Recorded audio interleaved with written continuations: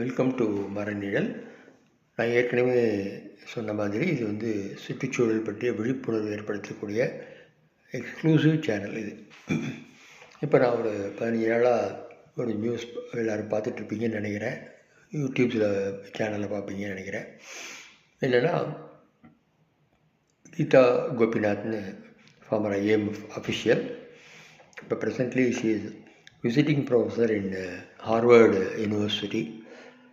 அவங்க அந்த டாவோஸில் நடந்த வேர்ல்டு சமிட் ஃபோரத்தில் ஒரு குரூப் டிஸ்கஷனில் பேசியிருக்காங்க. இந்தியா டுடே சீஃப் எடிட்டர் அவங்க வந்து அவங்கள்ட்ட கேள்வி கேட்குறாங்க.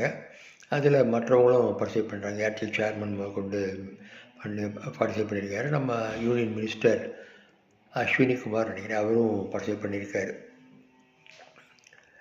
அதில் வந்து அவங்க ஒரு முக்கியமான கருத்தை சொல்கிறாங்க. என்னென்னா, இந்தியாவில் உள்ள பொல்யூஷன் லெவல் வந்து கடுமையாக இருக்குது. அது வந்து பிக்கஸ்ட் சேலஞ்ச். நம்ம டேரிஃப் பற்றி வரிகள்லாம் பற்றி பேசிகிட்டு இருக்கோம் இல்லையா. இன்டர்நேஷ்னல் டேரிஃப் ரேட்டு அமெரிக்கா ஏற்றினது, அது நமக்கு பெரிய பெரிய ஆபத்துன்னு சொல்லி பேசும்போது அவங்க என்ன சொல்கிறாங்க, அதை விட மிகப்பெரிய ஆபத்து இந்த பொல்யூஷன். வருஷத்துக்கு 1.72 million people in India die because of pollution. ஒன்று. ரெண்டாவது வந்து இது வந்து சாவுகளில் 18% சாவாக இந்த பொல்யூஷனில் இருக்காங்க. மூணாவது வந்து இது கான்ட்ரிபியூஷன் வந்து ஜிடிபியோட கான்ட்ரிபியூஷன் வந்து நியர்லி 8%. ஸோ இதோட டேஞ்சரை வந்து அவங்க சுட்டி காட்டியிருக்காங்க இதில்.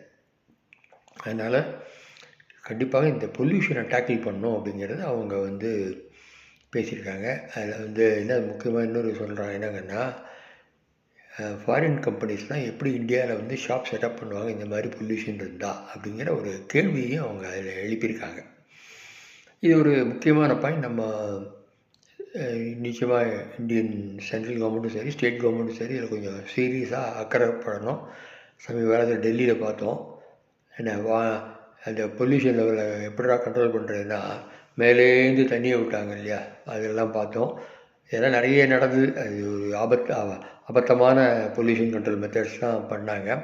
அது ரூட் காஸ் என்னங்கிறதெல்லாம் கண்டுபிடிக்காமல் சூப்பர்ஃபிஷியலான பொல்யூஷன் லெவலை கண்ட்ரோல் பண்ணுற மெத்தட்ஸ் எல்லாம் எம்ப்ளாய் பண்ணதை நம்ம பார்க்குறோம். அந்த மாதிரிலாம் இல்லாமல் கொஞ்சம் சீரியஸாக இதை ஒர்க் அவுட் பண்ணி, இல்லாட்டி இது ஒரு மிகப்பெரிய ஆபத்தாக இந்தியாவை வளர்ச்சிக்கு இருக்குங்கிறது தான் அவங்க கணிக்கிறது. அவங்க மற்ற விஷயங்கள்லாம் நான் வந்து ஒத்துக்கலை. அவங்களோட எக்கனாமிக் க்ரைட்டீரியெல்லாம் பார்த்தேன். டீரெகுலேஷன், லேபர் ரிஃபார்ம்ஸு, அப்புறம் லேண்ட் ரிஃபார்ம்ஸ், அந்த மாதிரி நிறைய சொல்கிறாங்க. அது எதுவுமே எனக்கு அந்த கருத்துலாம் உடன்பாடு இல்லை. ஆனால் என்ன விஷயம் பார்த்தோம்னா, அவங்கள ட்ரால் பண்ணி இந்த பொல்யூஷன் சொல்லிட்டாங்களே, மற்ற எல்லாம் அவங்க இந்தியன் கவர்மெண்ட்டுக்கு சப்போர்ட்டாக பேசியிருக்காங்க. ஆனால் இந்த பொல்யூஷன் பற்றி பேசினதுனால அவங்கள வந்து ஆன்டி இண்டியன், அவங்களுக்கு என்ன தெரியும்னு ஒரு ஒரு சோஷியல் மீடியாவில் அவங்கள ட்ரால் பண்ணுறாங்க. இந்த மாதிரி முட்டாள்கள் உள்ள நாடு தான் இந்தியா அப்படிங்கிறத நம்ம பார்க்கணும். நிச்சயமாக நம்ம ஆஸ் அன் என்விரான்மெண்டல் ஆக்டிவிஸ்ட் நம்ம என்ன பண்ணணும் அப்படின்னா, அவங்களுடைய அந்த இதை வந்து கொஞ்சம் சீரியஸாக வாட்ச் பண்ணி நம்ம வந்து கவர்மெண்ட் லெவலில் இதை எப்படி டேக்கிள் பண்ணுறாங்கங்கிறத தொடர்ந்து நம்ம வாட்ச் பண்ணணுங்கிறதுக்காக தான் இந்த பதிவை நான் போடுறேன். நன்றி, வணக்கம்.